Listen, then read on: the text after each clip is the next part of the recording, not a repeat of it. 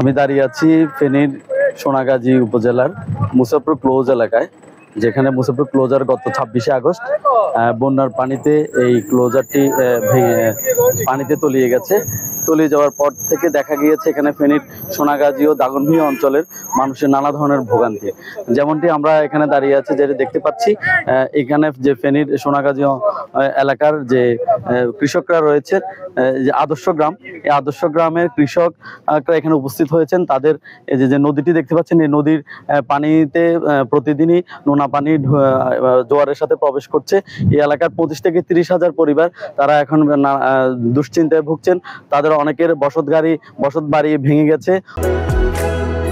বাংলাদেশের একমাত্র multinational tiles brand আরএকে ceramics. অনেকের মাছের ঘের ডুবে গেছে এবং অনেকের কৃষি ফসলের জমিগুলো তারা হারিয়ে ফেলেছে। এই জোয়ারের পানি আসার কারণে নদীর পানিতে তারা বিলীন হয়ে যাচ্ছে দিন দিন তাদের ঘরবাড়ি।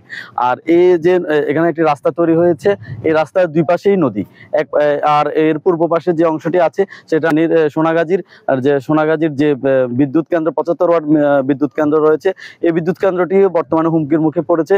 যত দ্রুত সম্ভব এই মুসাফরপুর ক্লোজটি অতি সত্বর করার জন্য স্থানীয়রা এখানে দাঁড়িয়েছেন।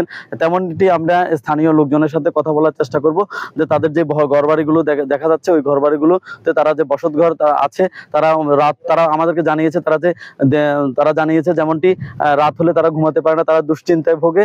কেননা কখন জোয়ারের পানি এসে তাদের ঘরবাড়ি তলিয়ে যায়, তাদের ফসলের জমি তলিয়ে যায়, তাদের যে গবাদি পশু এবং তাদের যে নিত্য প্রয়োজনীয় আসবাবপত্র আছে, তাদের যে প্রয়োজনীয় জিনিসপত্র, সবগুলো নিয়ে তারা দুশ্চিন্তায় ভোগে। তেমনটি এখানকার যে স্থানীয় লোকজন যেটি জানিয়েছে, তারা এইখানে তারা সমাবেত হয়েছেন, তাদের যে কথাগুলো বলার জন্য, তাদের যে দুঃখের কথাগুলো বলার জন্য এবং তাদের যে কষ্টের কথাগুলো বলার জন্য। তেমনি আমি এখানে যিনি আছে স্থানীয় সজীব আছেন একজন, ওনার সাথে আমরা কথা বলার চেষ্টা করব।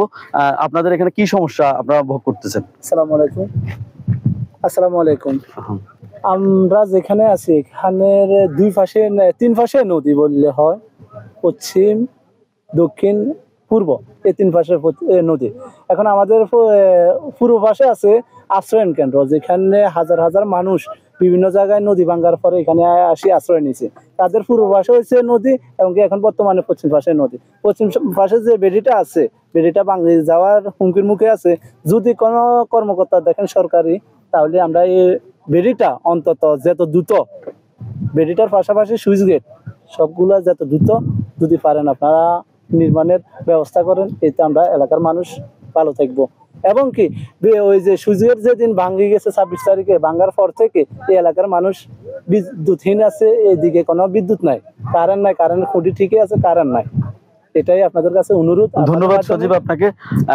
যেমনটি আপনারা শুনছিলেন মানুষের দুঃখ দুর্দশার কথা, তাদের একমাত্র দাবি হলো মুসাফরপুর ক্লোজটি পুনর্নির্মাণ করার জন্য।